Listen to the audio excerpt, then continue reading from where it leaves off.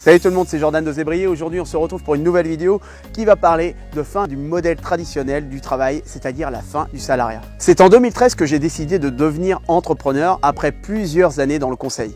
C'était, je m'en souviens, lors de la sortie du morceau Get Lucky des Daft Punk. À l'époque, je rêvais de liberté et d'indépendance et leur musique m'évoquait ce que je recherchais. Depuis, comme eux, j'ai suivi mes envies pour me lancer dans ma propre aventure et aujourd'hui, j'observe de ma fenêtre ce qu'appellent certains économistes l'effondrement du modèle traditionnel du travail. Selon eux, nous vivons les dernières années du salariat et son cycle de vie arrive à sa fin. Pour s'en convaincre, il convient juste de faire une rétrospective de l'actualité économique et sociale de ces derniers mois. Si vous êtes sceptique vis-à-vis de cette idée, je peux comprendre, mais demandez donc aux personnes en poste autour de vous et posez-leur la question « Comment ça va dans ton job ?» Tous vous parleront de réduction de coûts, de départ non remplacés, de manque d'opportunités et que les augmentations de plus de 20 € par mois deviennent plus rares qu'un concert des Daft Punk. Et l'insatisfaction est massive. La perte de sens, la perte de l'équilibre vie pro-perso, la perte d'employabilité et le besoin croissant de plus en plus de flexibilité de la part des entreprises amènent certains à considérer le salariat comme un modèle obsolète du siècle dernier. Et comme je l'ai été, ils sont de plus en plus nombreux à être tentés par le travail en freelance, le digital working ou l'auto-entrepreneuriat pour retrouver du sens à leur vie professionnelle et une certaine autonomie. Le marché actuel n'offre plus autant de perspectives de retour à l'emploi, ce qui impose d'inventer sa propre activité. À ce sujet, Jean-Pierre Godard, l'auteur du livre La fin du salariat, affirme que le salariat, c'est une forme marchande de l'activité. Pour certains aujourd'hui, par un renversement des valeurs, c'est devenu un simple moyen d'accès à des droits sociaux et ils n'appellent pas plus d'investissement que ça. Le salariat va de plus en plus être confronté à la concurrence de l'activité. Et pour aller dans le même sens que cette idée, je vous cite ce que Nicolas Dose de BFM Business nous a dit lors d'une intervention au salon SME. Il disait qu'à l'avenir, on sera payé à la tâche et à la compétence. Et c'est ce que révèle cette étude réalisée par ADP auprès des Français qui sont 53% à anticiper qu'ils pourront et devront sans doute travailler là où leurs compétences sont nécessaires, sans lien de fidélité à une seule entreprise. Or, pour 47% des personnes interrogées en France, les entreprises embaucheront dans l'avenir exclusivement des travailleurs contractuels au cas par cas.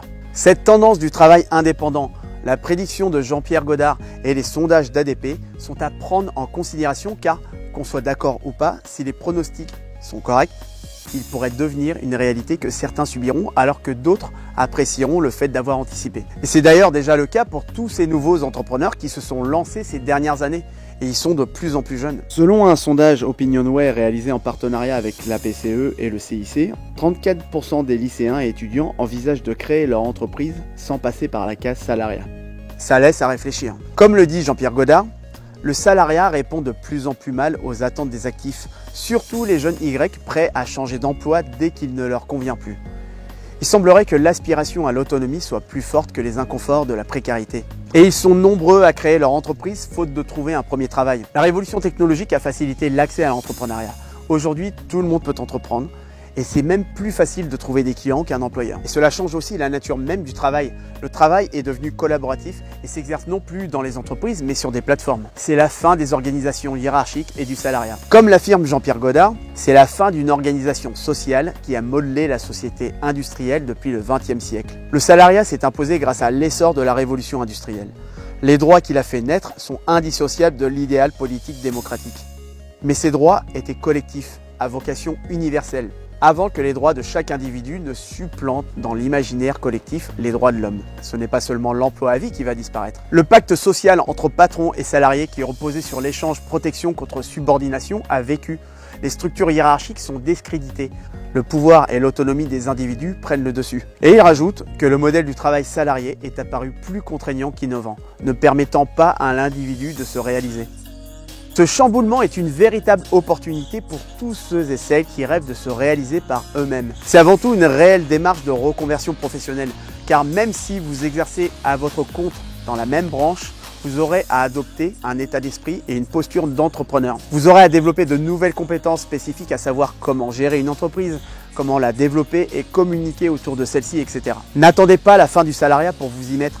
Anticipez l'acquisition de ces nouvelles compétences et connaissances. Pour cela, investissez en vous-même. devenez maître de votre parcours. L'injonction de l'homme moderne est de réussir sa vie professionnelle, de réinventer sa vie familiale et d'accroître son bien-être. Et pour cela, ne faites plus passer votre besoin de stabilité avant votre épanouissement. Reprenez le contrôle de votre existence si vous ne vous sentez pas à votre place dans ce que vous faites et commencez à bâtir votre propre stratégie de gestion de carrière. Et comme le dit l'adage, l'avenir, tu n'as pas à le prévoir, mais à le permettre. Alors anticipez autant que vous pouvez et misez sur vous-même. Car le meilleur investissement que vous pourrez faire, ce n'est pas dans l'immobilier, ce n'est pas dans la bourse ou tout autre domaine, c'est en vous-même. Mais c'est le prix à payer pour être libre. Plus l'enjeu est important, plus le défi sera grand et en vaudra la chandelle. Il n'y a pas de triomphe sans victoire, pas de victoire sans obstacle. Quel intérêt de vivre une vie linéaire, sans rebondissement, sans obstacle? Est-ce que c'est mieux de regarder une série où il ne se passe jamais rien, où c'est le cas